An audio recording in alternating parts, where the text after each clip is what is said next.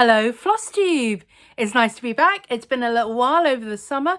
I'm Roz of Roz Clark Craft here on YouTube, also over on Instagram and my Etsy shop.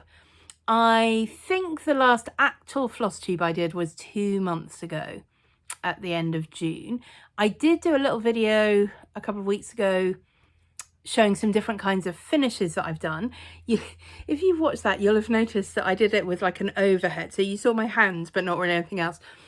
I mean, it wasn't just because I couldn't be bothered to brush my hair, but that was certainly a factor. As you can see today, I've barely bothered to brush my hair either. It also really needs some more pink putting in. This bleachy colour is awful. I think that might be this evening's job, is put some pink in my hair. Anyway, you're not here to care about my hair. I hope not. If you're the sort of person that really cares about hair or fingernails, you probably need a different channel. Just saying. If you care, however, about stitching, I have some of that to show you and some to talk about and some plans. I don't normally talk about haul, but I've got 1 or 2 things that I have acquired in different ways over the summer that I do want to show you and talk about together with some plans for that. And I also have been doing some very uncharacteristic tidying up, and I thought I would quite like to show you some of my Stitchy setup and storage. So that's what we're doing. In the background you can see some but not quite all of the lovely model of I Prefer Reading that Helen from the Diddy Stitcher model stitched for me. You can go and check that one out in my Etsy shop. Right, fully finished objects. Now here's the thing, this summer it has really wobbly. I will see what we can do to avoid that. Anyway, it feels like I have finished loads of things, and I have finished quite a few things, and most of them I can't show you. So that's rubbish, isn't it? I've been doing a lot of model stitching, and quite a lot of it is model stitching that I really can't show you. So for example, I'm just gonna show you the back of this because I actually really like the finish that I did. I'll show you the side as well. So this is not quite a flat fold. It's a sort of, I'm going to call it a triangular stand fold. There we go. I'm not really showing you the pattern at all. It's an autumnal pattern. I'll tell you a little bit about it in a moment. But I did, so I took a piece of mat board, scored in all the places I was going to fold it, covered the front. You can see sort of the front and the bottom of it with the backing fabric that I'd already attached the cross stitch piece to on the front, and then use some old scrapbook paper to stick on the back to give it a nice sort of finished look from the back. There's quite a lot of gluing and sticking in this finish. There's not really any sewing. There's a little bit of sewing. It's really badly done. When you see the actual thing, you will see how uneven the sewing is. Anyway, so this is a chart that I designed and stitched and is going to be released in a Stitchers Collective zine that's coming out in the next month, I think. So if you've not come across Stitchers Collective, I have talked about it once or twice before on the channel. If you're on Instagram, definitely follow Stitchers Collective. It's a group of like 70 or 80 small up-and-coming cross-stitch designers who've got together and promote people's work, people's Etsy shops, when someone's having a sale, when someone's having a new release, but also have been working together on a couple of charity collaborations. So there's one earlier in the year for Earth Day, for example. You paid, there were, I can't remember, 4 or 5 different charities. You made a donation to the one you wanted, sent them your a sort of copy of your donation, and then you received the email with the zine in it with a whole load of charts. So they do those collaborations for charity, but also Stitchy Zines for profit. So again, a collaboration between, I don't know, 12 or 15 designers who all submit charts around a theme, and then it's released at a sort of bargain price for a really wide variety of charts, usually different styles and ideas, but with a kind of theme. So what have they had? I think the one they just had was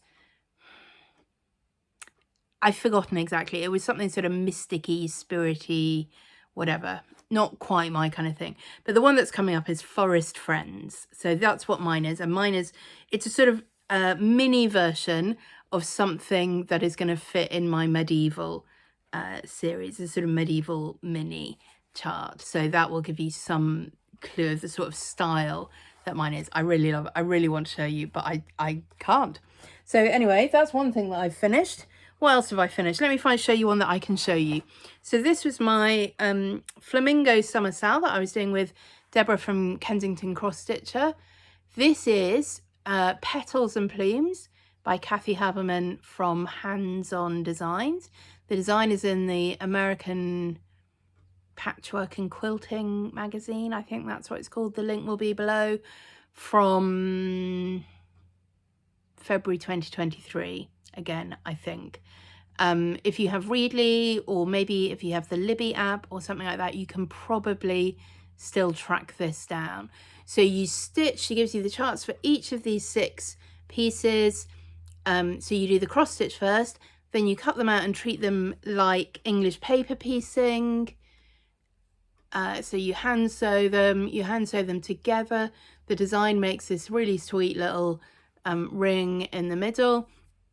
Then you applique them. She does hers, I think in the chart she's suggesting it on felt. I've used just a linen for mine because it was the best fit of fabrics in my stash. You then do these little embroidery doodads in the corners. The chart is designed to be a pincushion, and that's why it has this sort of hole in the middle. But I wanted to display mine rather than make it a pincushion, and so it was quite empty in the middle. So I found this flamingo button, which is not really focusing on. Let's see if we can get it right in there. Is that going to focus? No, of course not. Anyway, it's a pretty little flamingo button that I found on Etsy and stitched that in the middle and then finished it in the hoop. It's fun. I think it's really fun. I really enjoyed doing it. It was, each of the little hexagons did not take long to stitch at all. And then, you know, I think I did sort of one an evening for a week, and then moved on to other things. I really enjoyed having the little English paper piecing and embroidery. You know, I don't want to do an English paper piece quilt. I keep looking at English paper piece quilts and thinking, gosh, that's lovely. I was looking at one the other day that was a quilt as you go in a kind of brick pattern. And with quilts as you go, you get a border around each brick. It looks so beautiful. And I'm like, oh, I'm not making a hand-stitched patchwork quilt. I'm just not. But I really liked this. I would really love to do the other ones that she's brought out that are similar to this. But at the moment, I can't find any of them in a PDF format. And I'm just so reluctant to buy paper charts anymore. I just find it so much harder to stitch from them than from a PDF. So I will wait and see if she releases those in PDF eventually. But let me just give you another look. That is Petals and Plumes. High recommend. Really fun project. Okay, what else have I done? I don't think I can show you this at all. I have done the fully finish on it, and I don't think I can show you at all. It is, what can I say? It is a chart that is going to be available to people attending Stitch in London. Marie has got the chart, and you know, and I've stitched it up and I've done the fully finish. She will be giving more information at the appropriate time to Stitch in London delegates. It is not the Stitch in London kit that you're getting. That is by Jacob from Modern Folk Embroidery. This is by no means that. This is a little freebie that is related to something else that is happening at Stitch in London. I don't think I can say any more than that. So I've done that. What else? I think I must have done this since my last Flosstube, although it also feels like quite a long time ago, and I haven't got it to show you because it was a present, but I will put the pattern here. I really enjoyed stitching this. It was a present for a friend. Cast all your burdens on him because he cares for you. And she really liked it. You know, it's a great thing for us all to remember, isn't it? If you're a Christian, you can cast all your burdens on Jesus because he cares for you. You don't have to carry them yourself. Great relief. Anyway, I enjoyed stitching that. I didn't do it in the called for colours. I did it in colours that I thought would suit her. They were sort of lilacs and blues and that sort of thing. Okay, so what is that? That's the medieval one, the flamingos, the Stitch in London one, the present. I have stitched Autumn Jack. I'm not going to show you that. You know what those jacks look like. Autumn is the last one in the seasonal series. It will be available from the link tree in my Instagram bio from 21st of September, when the summer pattern will be taken down. If you've been meaning to download summer and you haven't done it yet, go and do it now before you forget. So like I say, autumn is the last of the seasons. That will be available freely from Instagram until December the 21st, and then they will all have been taken down. Over Christmas, I will just do some rejigging, correcting the charts, and getting it all ready, and they will be available for purchase as a set, all 4 designs, in my Etsy shop in the new year. So that.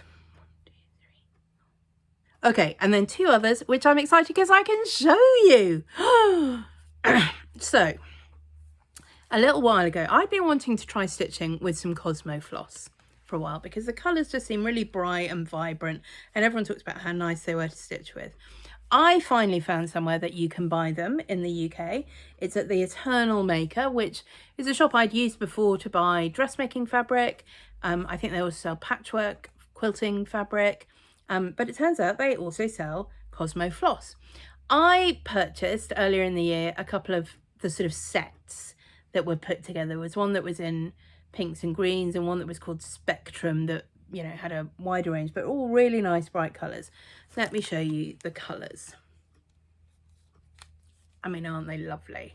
Just beautiful and bright. There's some green in there, some turquoise, a little bit of purple, lots and lots of pinks and reds, and this one's an orange.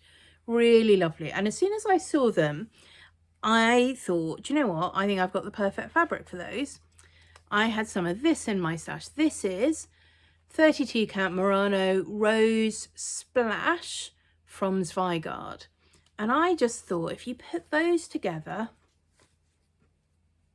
let's get this out of the way. If you put all of those together, you can't really see all of them, but anyway, put all those together. On that, you've got something that it just said to me, Cath Kidston. And when I say Cath Kidston, what I mean is the really good Cath Kidston of about 20 years ago, not the slightly weird Cath Kidston that is available now. And that sort of retro 50s vibe that she had going, and roses is what it really said to me. So that was sort of what I'd had in mind. And then a couple of weeks ago, I was like, I want to do that. I want to do that. And I'd had this idea that it would be really fun to do something. Let's go back slightly more in. There we go. That was inspired by vintage ribbons. So this is what we've got. This is rose ribbon. It is by no means using all of those colours. I think it uses, I think it's 8 colours, 7 or 8 colours, something like that, of the pinks and the turquoise. And it is a repeating pattern. So you can just keep stitching for as long as you want. This is one repeat. This one is, I think, 44 by 70.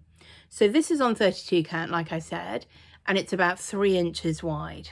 If you did it without the edges, it would be just over 2 inches wide. And it would still repeat, obviously. If you did it on like 40 count without the edges, I think you get it down to about 1.25 inches wide. So you could really use it as a ribbon if that's what you wanted. I mean, wouldn't that be fun to make an actual cross-stitched ribbon and use that to decorate on like a drum or a box, or wrap up a little small. I mean, you know, I just think that'd be amazing. The other thing about it, obviously, because it's a repeating design, even if you don't want to do it as a ribbon, you can make sure that your finished piece fits whatever finishing item you want it to perfectly. So you would choose your count to give you the width that you want, and then you just stitch as much as you need to fit perfectly in terms of the length. I just think there's so many things that you could do with a ribbon pattern. So that was the first one I did, and I really loved it. I finished it. This is just I think it's the same linen as I use for the flamingos actually.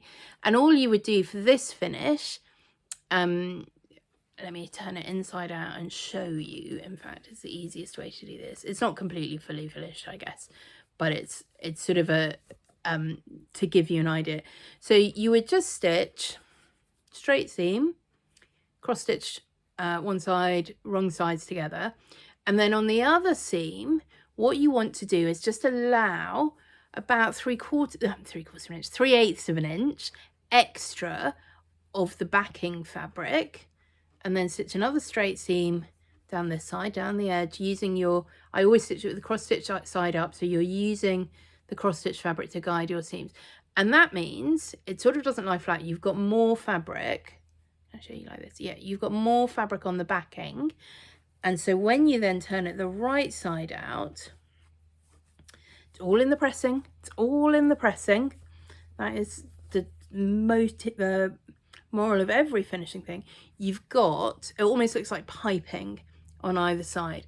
Now, obviously, you don't have to do it like that. You could do it exactly, or you could even say, no, what I want to do is make the backing fabric slightly smaller so that the cross stitch fabric turns over, and then I make sure I don't have any extra showing down the side. So whichever way you want to do it, or you know, you finish it any way you like.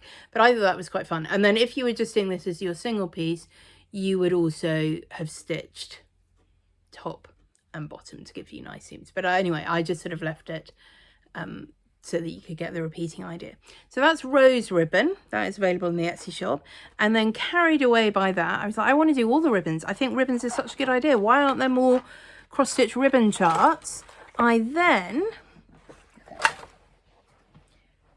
remembered that earlier this year, I'd bought 1/2 metre of this, which is a vintage ribbon. They say vintage. I have no idea how old it is. With butterflies on it. And I'm like, oh, we could have a butterfly ribbon. So again, I sort of selected from my Cosmo flosses, came up with a palette and stitched a butterfly ribbon design. This is on the same fabric. I have had real trouble photographing this so that the pink fabric still shows pink. It does really wash out. Let me go back, put some more behind. Does that help a bit? Not really. Anyway, so again, it's that same repeating thing, and you can see here I've sort of done a bit more than one repeat, so you can see how the butterflies would repeat. It's got a really simple stripy edge border. Again, you could stitch that or you could leave it off. You could just do the single line, however you choose. I can't remember, the stitch count of this is slightly different. It might be I can't remember, it's 42 or 45. Something like that. I'm just looking. I think it is 42. I think it's slightly smaller than the rose one, and it's 78 repeat lengthwise. So similar but not identical. And obviously you can do the same. I quite like how I've done it here with the sort of falling off the top and falling off the bottom of either side. But again, it's up to you. You could do lots of repeats. You could do just one repeat and make it a panel. You could do it on very high count and make it really narrow. The world is your oyster, I think. So that's rose ribbon and butterfly ribbon.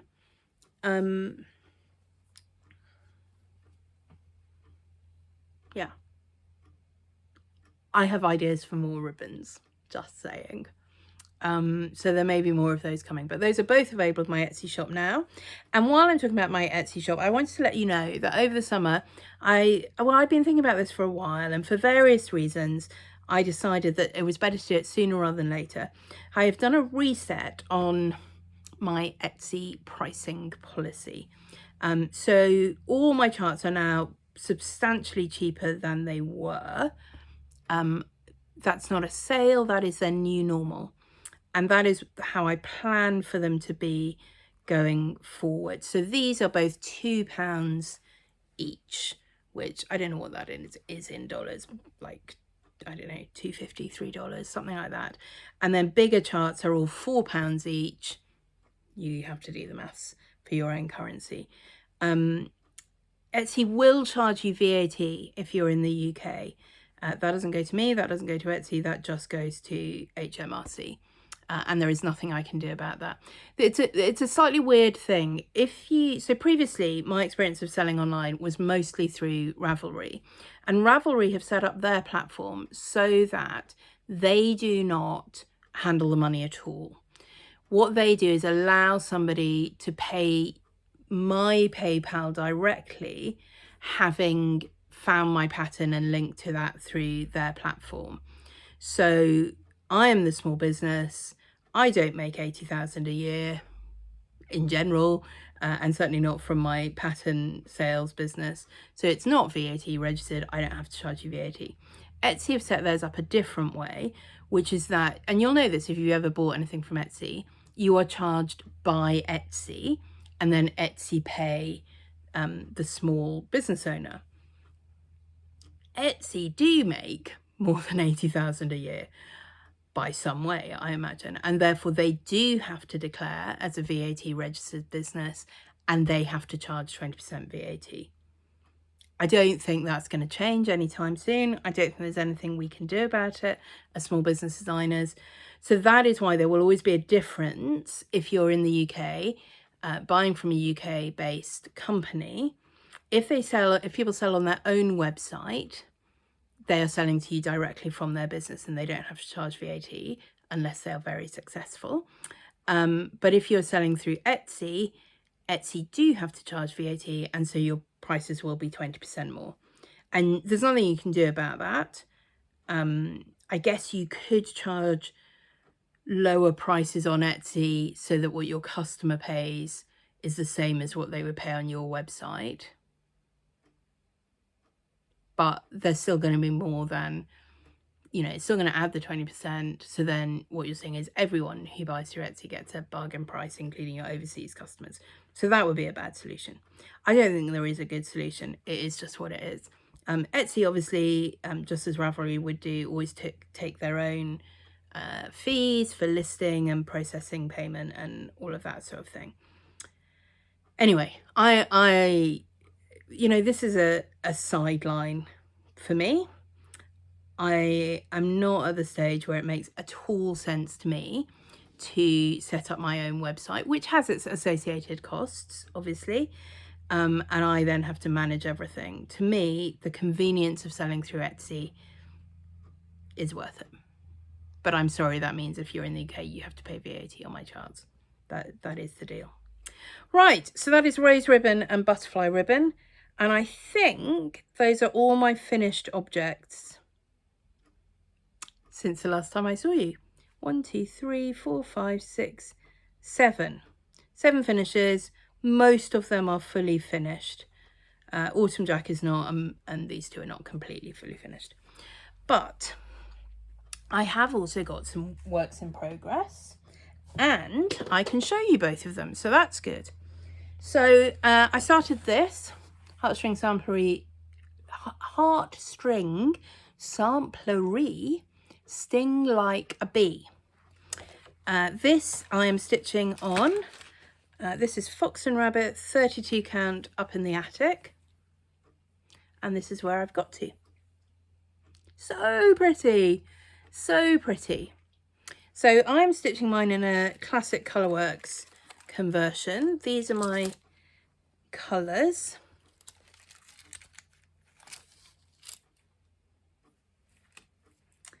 Which I'm really pleased with. So the one where I chose to make a big difference really from the chart, mostly, I think I probably have gone a bit brighter all over. I think my pinks are a bit brighter, my greens might be a bit brighter. But I definitely wanted my yellow to be a bit brighter. Do you see on the bees, it's quite muted, the yellow.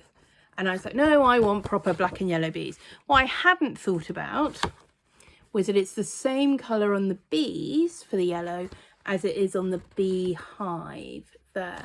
So initially when I stitched this, the hive was super bright yellow and it just didn't look right at all. So I took that out.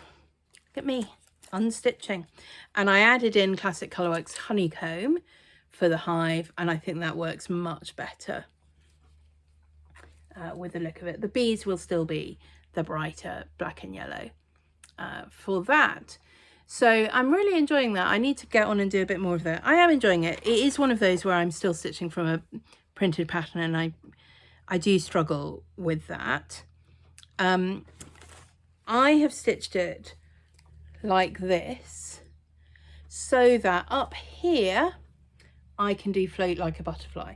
So I'm stitching this with Justine Stitching on Instagram.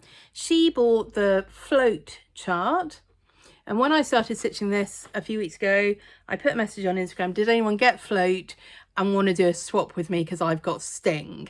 So that's what we're doing. We're both stitching it. We sort of tentatively said end of August. Yeah, I mean, anyway, it'll be sometime. Neither of us fussy too much in a hurry. So when we've both finished our sections, we will swap the charts and stitch the other one, and then we'll both have both. I'm wondering, so I could stitch it so it goes like this and the whole thing can be framed, but I am wondering about stitching it the other one sort of the other way up, and then it can be a front and back sided pillow, or even a front and back sided flat fold, but so that both of them will obviously be the right way up. It'll say sting like a bee, and then you'll turn it this way and it will say float like a butterfly. I have to make that decision before I start stitching float like a butterfly, so we'll see. Yeah, I need to get on with it. That's where that is. But it's fun, and I'm pleased with the colour palette that I have. This is the one that I added in later. I need to move it onto one of the floss drops.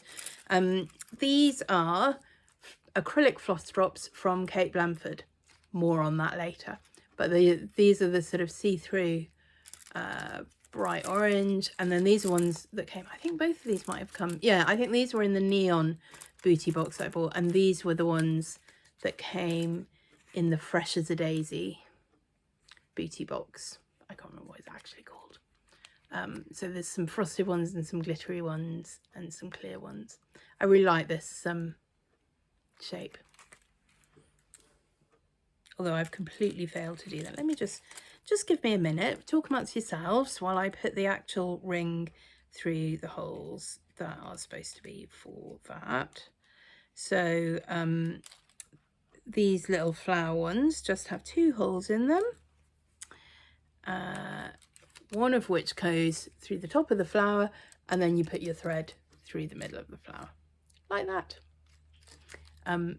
These come with a hole, you can put the floss through there, but you can see they're also bobbin shaped, so if you're a bobbinator, you can do that. Right, so that is Sting Like a Bee. The other thing which I have stitched on, which I'm very pleased about because I'm really behind on this, is my Stitch 50 project. This is my Gecko Rouge, and it is by Dorian Spencer Davis, Paxton's Tower and Cottage. And when I last showed it to you, I'd just done that first little section, which is technically, well, it's technically the first 2 page finishes. There's 1 page finish that's about 20 stitches at the bottom, and 1 page finishes this bit at the side. We are now on to the next 2 page finishes, which is this section here. So you can see I've got quite a lot of confetti there, and then I got bored of doing confetti, and this is where the cottage starts, and that is it's not solid colour. There are 1 or 2 gaps in there and 1 or 2 other colours in there, but there was a lot of fill-in stitching there. And I am stitching this on 18 count razzmatazz from Roxy Floss Co, which is not the fabric provided in the kit. I did get 18 count, but it was just 18 count white Ada, and I chose this because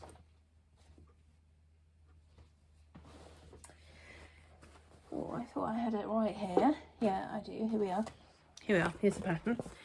The background colour for this are these beautiful kind of purples and reds and pinks, which is not a million miles away from what we've got on razzmatazz.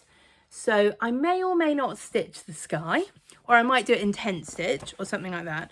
But also I like the idea of stitching it just using 1 thread, and you can already see, less so on the confetti bit and when the dark colours are, but certainly on the cottage, there's a little bit of kind of mottling showing on the crochet, and that is not from the thread, that is from the fabric showing through.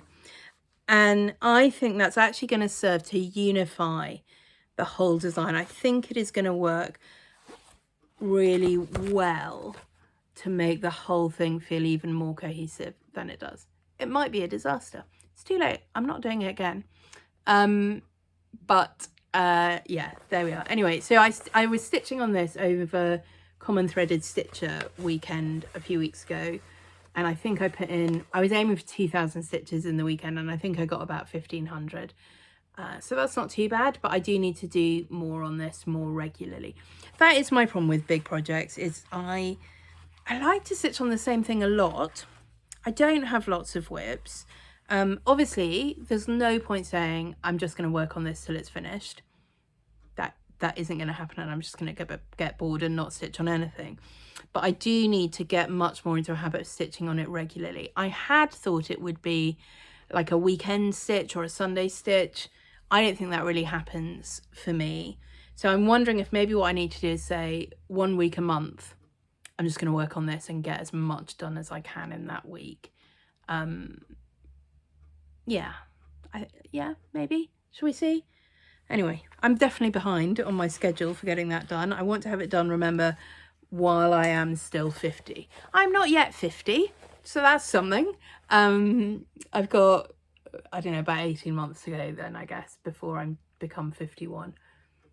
So lots of work still to do on that. Right, I think that is all the stitching I have done that I can show you and that I can't show you. I'm going to show you, I'm going to talk a little bit about plans.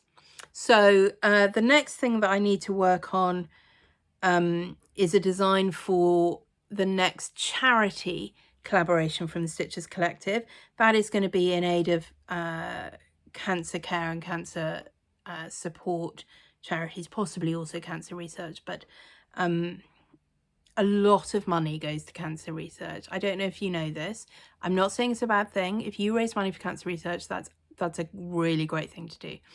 But it is after the National Trust, which is a sort of weird thing because people don't really think of that as giving to charity. It's just their membership and their entrance fee and whatever.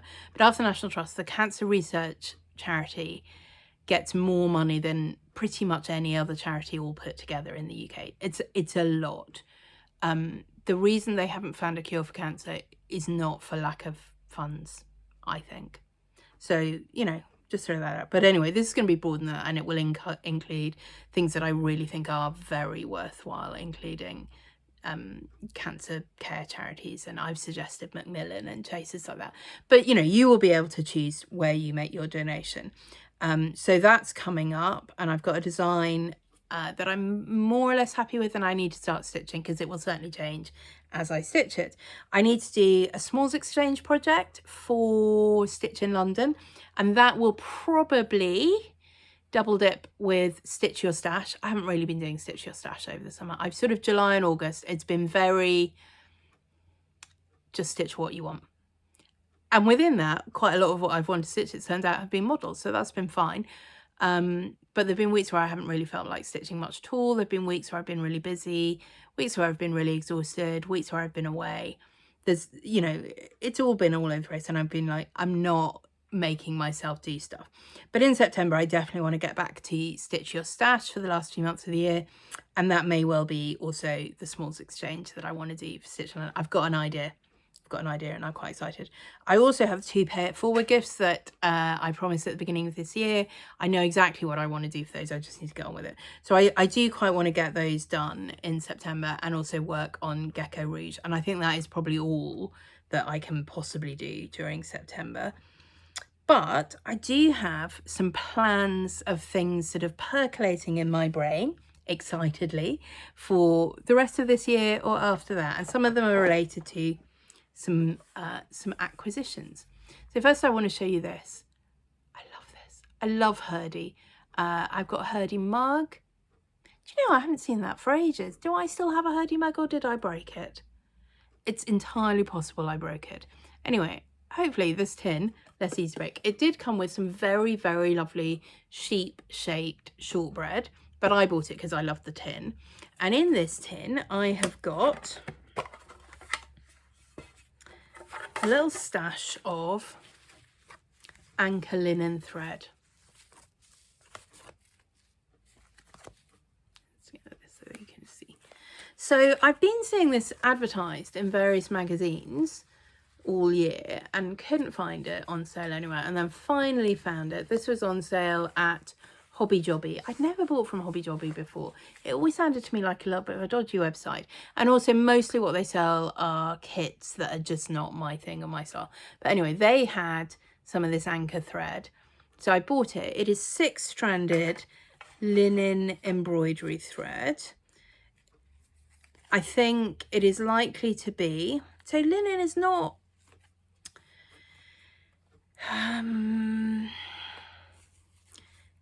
I don't think it is particularly weak, but I can imagine these are quite fine strands, and I don't think it's a bit like silk. I think it's much less good at the sort of rubbing strength than at the hanging something from its strength. I now can't find the end of it because I wanted to just see if I could show you a little bit. Here we are. Let's find it on a different colour. Here we are. It was grey, which is going to be absolutely invisible. Let's put it on here. So there we go. You can see it's a stranded floss, like we're used to with ordinary cotton embroidery floss.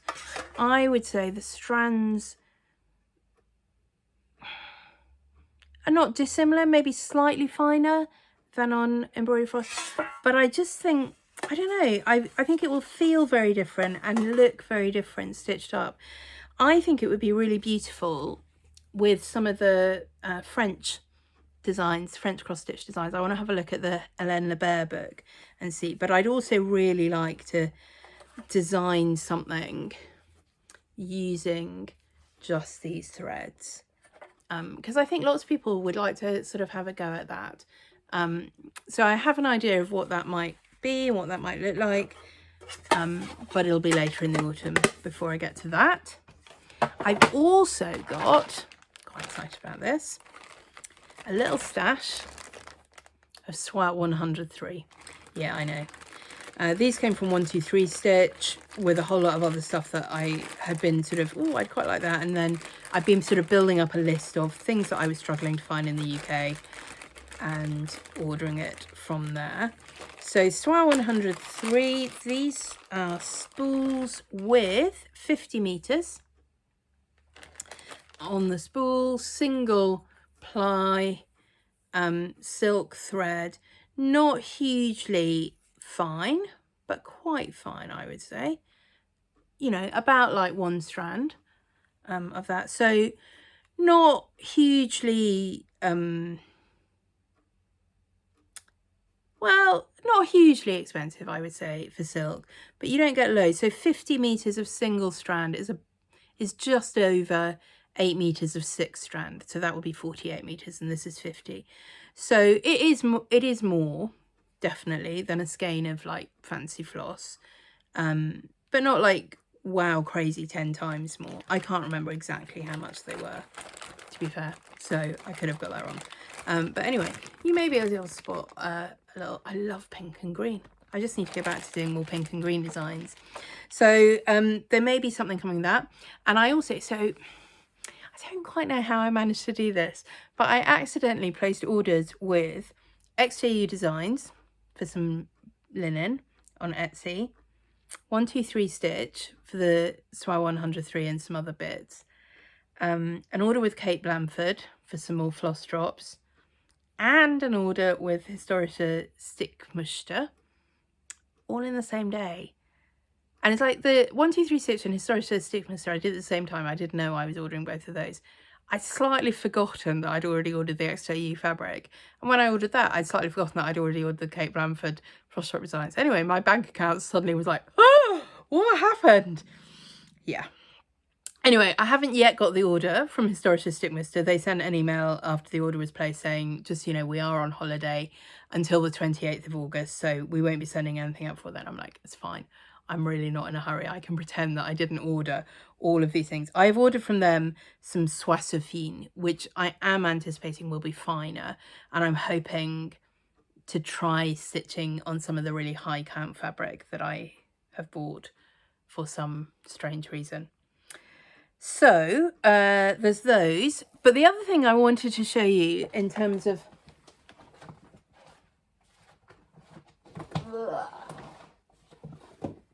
acquisitions is this little pile. So a friend of mine has been clearing out her art studio, textile studio, craft studio, whatever, over the summer, and been listing all sorts of stuff on Instagram and Facebook, you know, yarns and fabrics and dyes and paints and all kinds of things. And then one day I had a little private message from her saying, Rosa, before I list these, I just wondered if you were interested in them. And I'm like, oh yes, thank you very much, thank you. So let me just tell you what I have got here.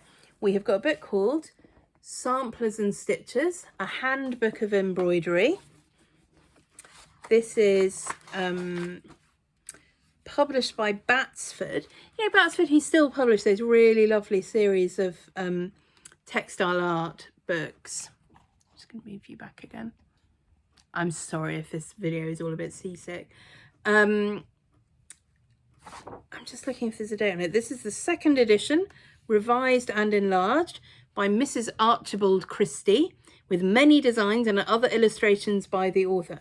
I mean, isn't that extraordinary? She's written the book, she's designed the book, and she still doesn't get even her first name in the book. It's Mrs. Archibald Christie. 1929, 2nd edition, there we go. 1st edition published in 1920. So this is just over 100 years ago. I'll come back to it in a minute. Let me just tell you what the other books are. We have got, oh, nearly fell over, there we go.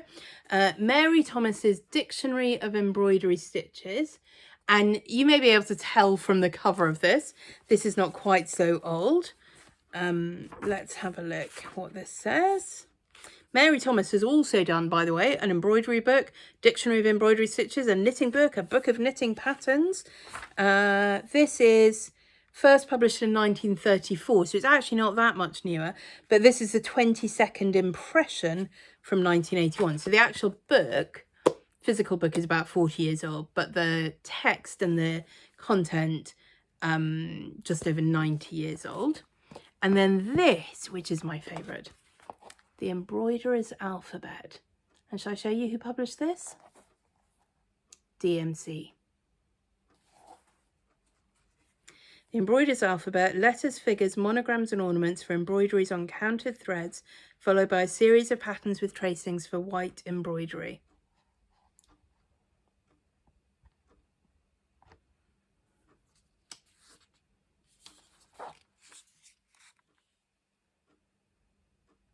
That is a cross-stitch pattern. This is the 6th issue. Number of copies issued until now, 1,065,000. Published in English, French, German and Italian. I don't think there is a date. Could be wrong. I'm hoping that this is out of copyright. So lots of alphabets, obviously. It's the Embroiderers Alphabet. That's a really pretty one. One with this little motif in the middle, little sort of swirly ones in the center. We've got ones that are kind of gothic. They don't have names given to them. I really like this one, sort of curly swirly. Got one here with a drop shadow to it. Some really sort of large swirly ones. This sort of really kind of hefty capitals. One with slightly odd dots as the design. I don't quite know what that is. We've got some more sort of uncials and gothic-y styles. Monograms.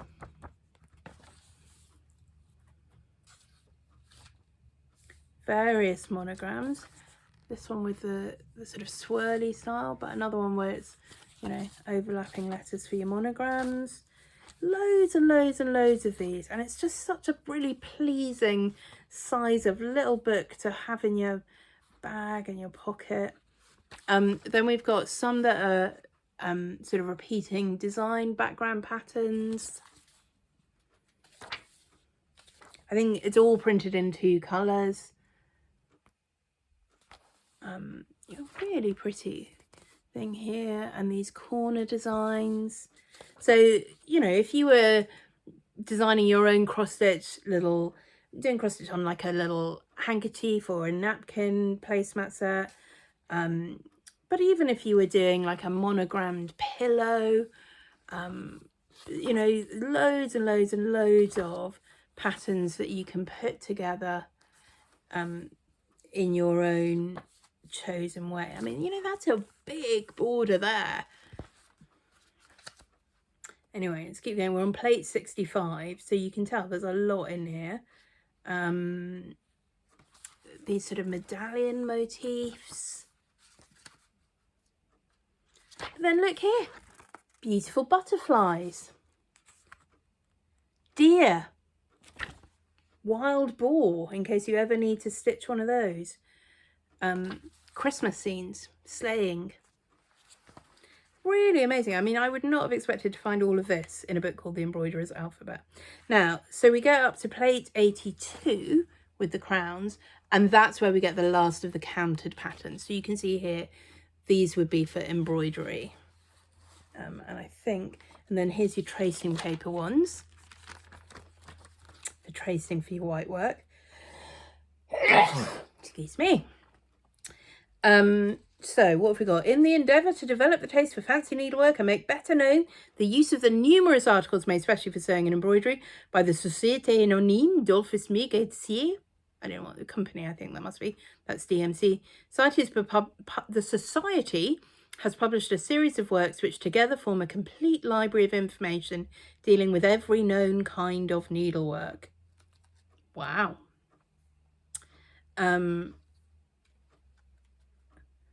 Okay, then what have we got at the back? Encyclopedia of Needlework. So this is, if you've ever heard anyone talk about the Thérèse Dilmont, this is by Thérèse Dilmont. So oh, I see, this is advertising that book. New edition, revised and enlarged, 800 pages, English binding, gilt top, illustrated by 1,107 engravings and 13 coloured plates. And that includes all kinds of needlework. It really does. Albums for cross-stitch embroidery that you can buy from DMC. The first one has 32 plates with 274 designs and a treatise on embroidery. I mean, amazing. So these are just, you know, giving examples of, it's just advertising their books. Motifs for embroidery,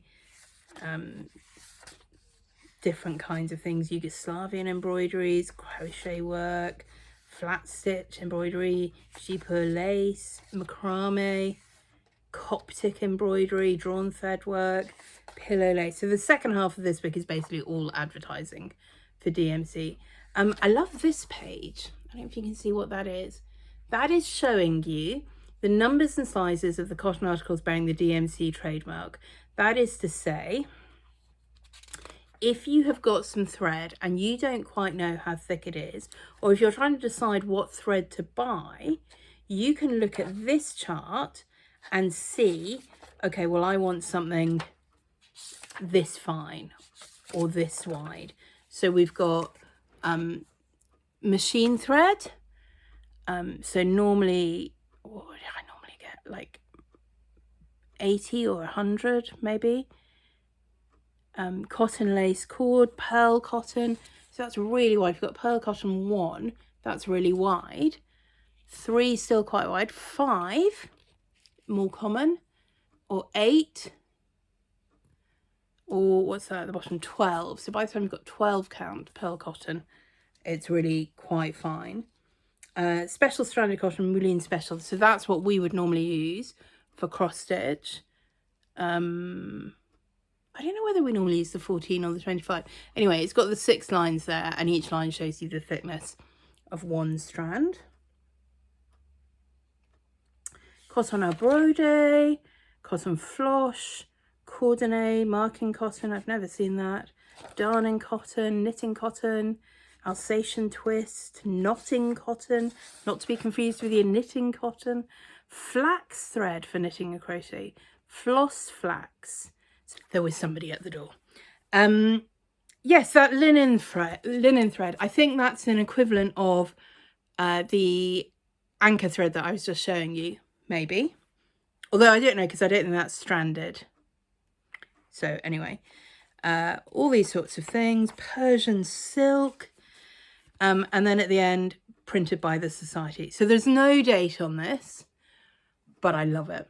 And if anyone has any of the other volumes that they made in this series, I would love to see them. Yeah. I just think that's so cute, and so beautifully printed. And there may be things that, you know, I stitch from here. I'm not confident enough that this is out of copyright that I would ever want to make a design from any of this. But if you know different, if you know that this was printed 100 years ago and it went out of copyright 20 years ago, let me know. And I would be happy to chart some of that for you. But I don't know, and so I'm not going to do it. So this is Mary Thomas. Like I say, originally published in 1930, although my book is not that old. Photos mostly in black and white. So this Old English sample of James I period. So that is, James I became king in 1603. So this is very early 17th century. And it's a real mix of, at the bottom you can see some Bargello stitches, some countered stitches, but then at the top, much more just sort of free surface embroidery there. The old method of collecting and recording embroidery stitches. Yes, there we go. I have to say, this is a book that I find quite bizarre. It's got these hilarious illustrations in it, double running stitches illustrated by a train. It's very didactic. Yeah.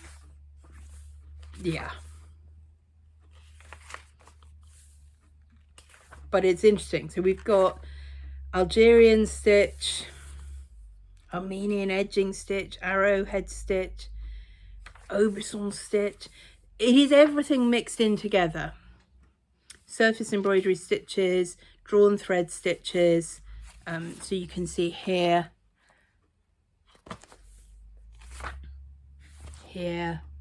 drawn thread, basket filling stitch, but you also got canvas work stitches, edging stitches. So let me just show you what it has to say about cross stitch. You know, it is literally a dictionary. So, I mean, you get, for example, different names of stitches. They're all listed and it tells you where the actual stitch is worked. What are we doing? Cross, C-R. Cross filling framed, that is a drawn fabric stitch. That's what we want. Cross stitch on material, also known as sampler stitch. I don't know why this has an illustration of a skier falling over. Genuinely no idea. But you'll see, so up here, this also is called cross stitch. So this is cross stitch drawn thread work. This is cross stitch canvas work. This is cross stitch sampler stitch. And it's showing you cross stitch worked in 2 journeys. So that is what I think, what people sometimes call it, the Danish method these days. I'm not really sure. I'm really not sure that that was particularly Danish any more than the other method was particularly English. I think people just always did what they wanted, frankly. Anyway, apparently it is more correct for the uppermost stitch of the cross to travel from the bottom left to the top right hand corner. Do you know, that is the way I do mine. But I don't really feel it's more correct. Anyway, and then it shows you, you know, there's a rice stitch and a double stitch, which is also known as Leviathan stitch or a Smyrna cross. So, you know, there's a lot of stuff in here. There's a lot of really random stuff in here and bizarre illustrations, but it's quite fun. And then finally, samplers and stitches. This one, I mean, I would simply say, don't believe anything you read in here. Take it with a pinch of salt. The history is dreadful. Anyway, but the illustrations, I mean, you know, they're all in black and white. This is really lovely, I think, up here. So, yeah. So there's a lot of chit chat, and it is quite, yes, don't believe a word of it. It's really what I want to say. So that, you know, there are how to work different stitches. Helpful. You know, similar stitches to the other chap, the other book. Loop stitches. So again, really beautiful illustrations. Let me just see. I was going to show you, going to read you some of the really outrageous stuff that it says, but now I may not be able to find it. Just going through, those are all the stitches. Canvas stitches.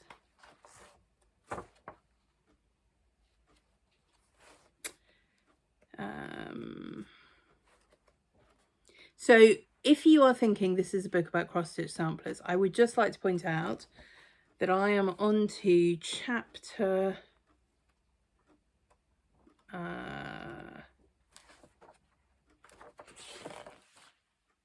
9 and page 110. Still no cross stitch samplers. Well, this is black work.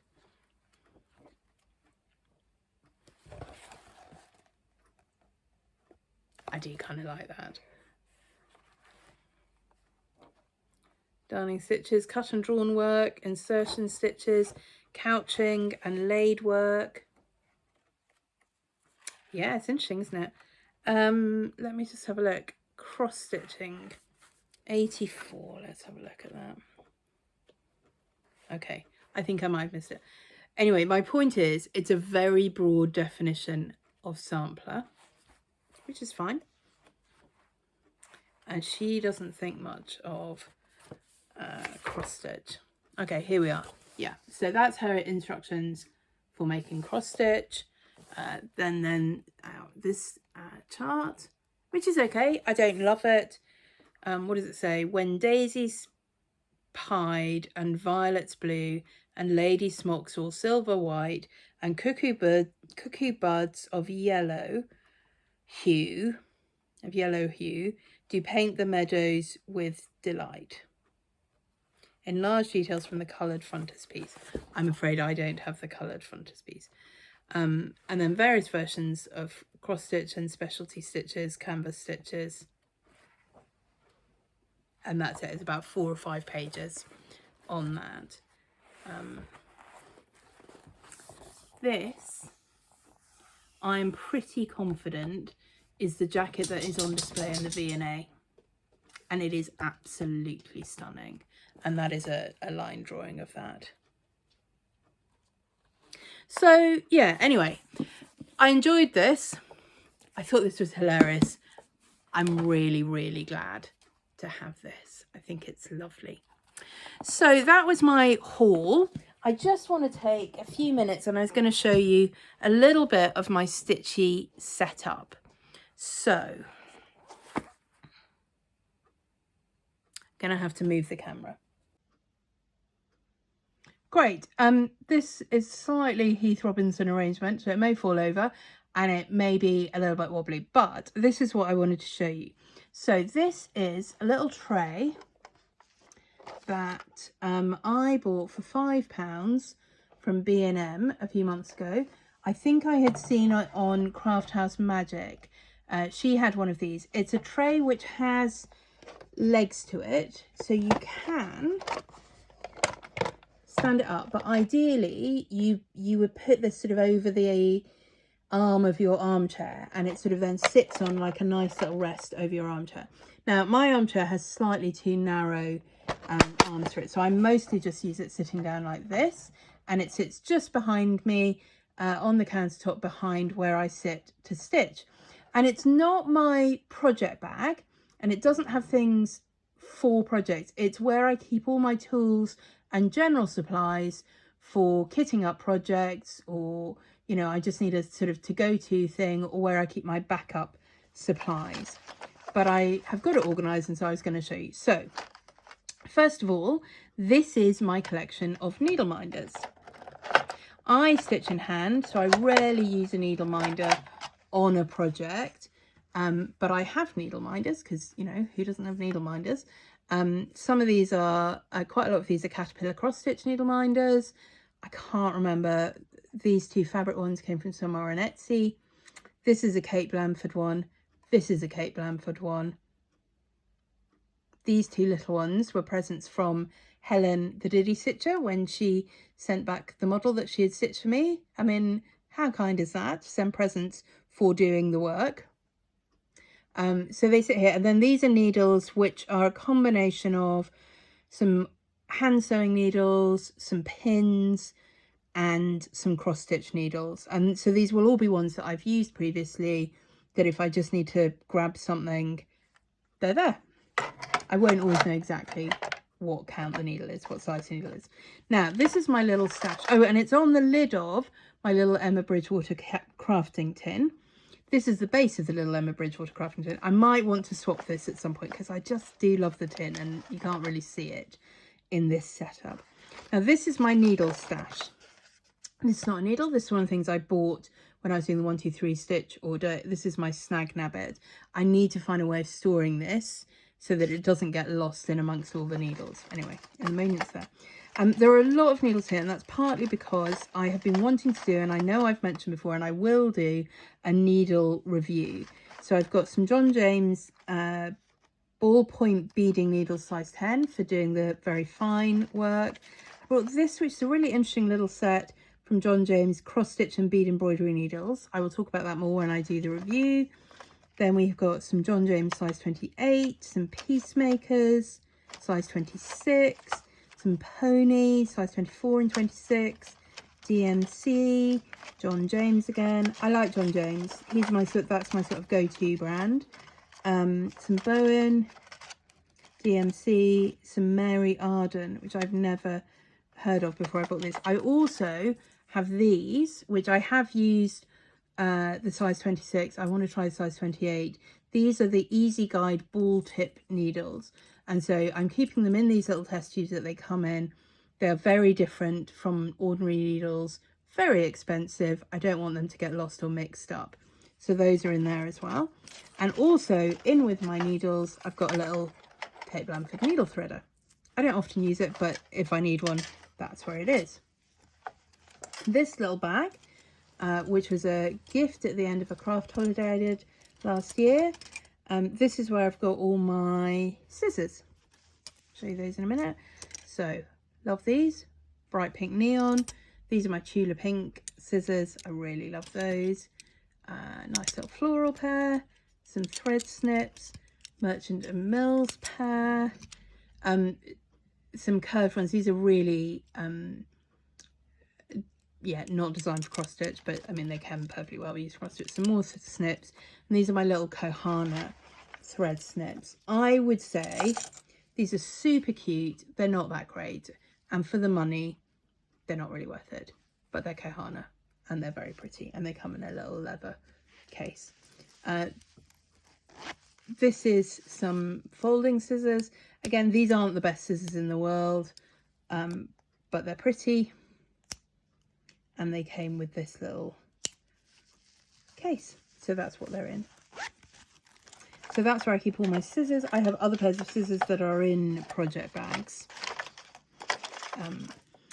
Coming down here, I've got some spare floss drops. These are a set that Stitchy Rach sent me of Anne Boleyn.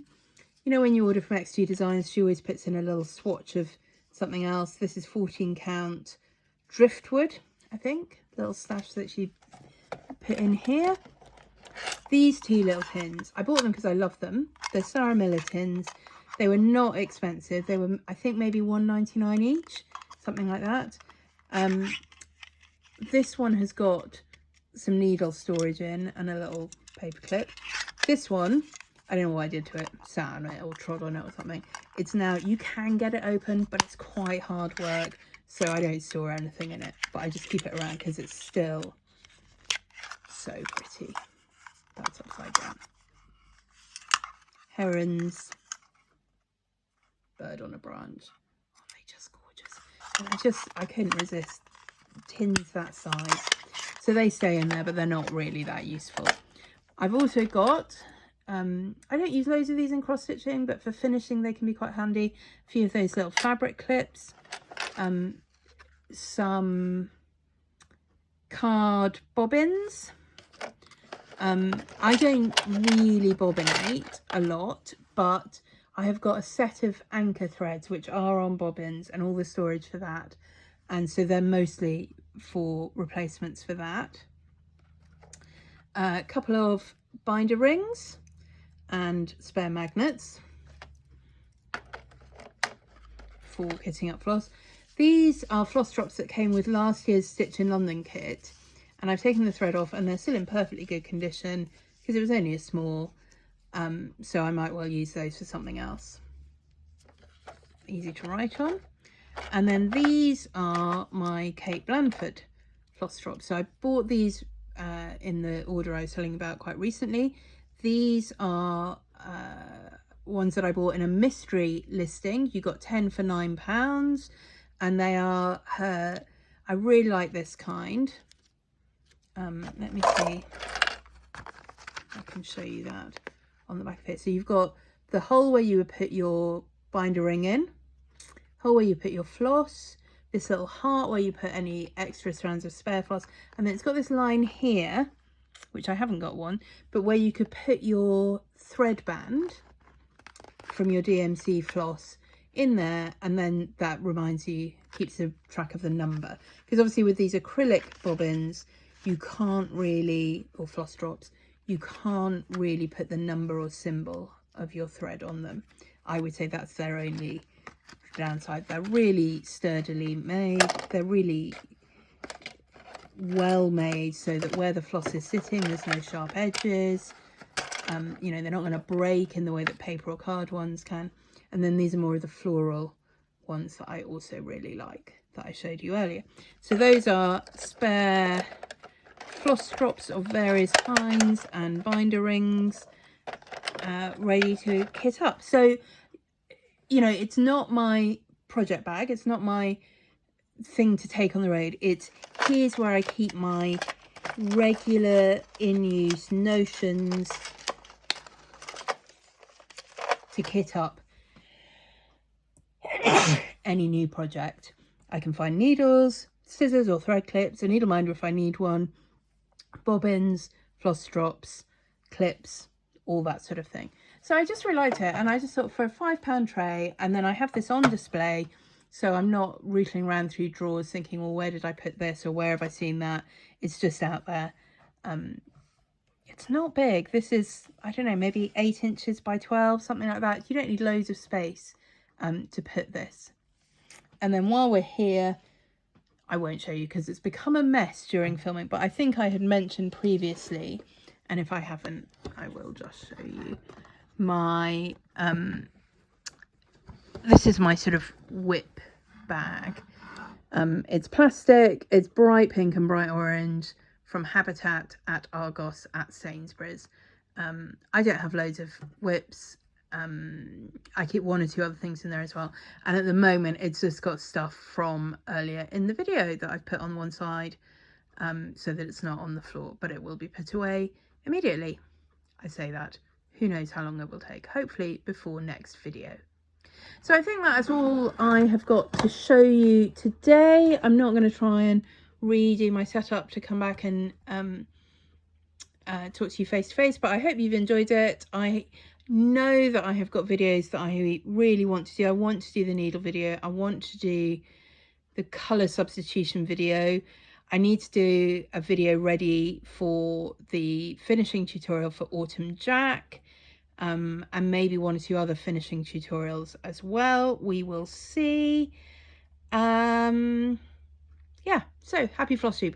Oh, that was the other thing I was just going to mention. We're just heading towards 400 subscribers. When I get to 500 subscribers, I am going to do a giveaway, and it is going to include, when I ordered these, I ordered 1 set of 10, and Kate sent me 2 sets of 10. So I messaged her to say, you know, let me know your address and I'll send them back. And she was so kind. She was like, oh, don't do that. And I'm like, okay, but you can't, Okay, so what I'm going to do is the extra set that I've got is going to be part of my 500 subscriber giveaway. There's one or two other things I've already got lined up and some things that I planned for. Anyway, I said to Kate this is what I was going to do. She's like, oh, well, let me know when you do it, because I'll also send you one or two other things to go with that. So there is going to be a very exciting subscriber giveaway. That means if you're not subscribed, you know how to make that happen. We just need more people to subscribe, and then we'll do that giveaway. Watch this space. Good. Hopefully I'll be back in a couple of weeks' time. Happy stitching. See you then.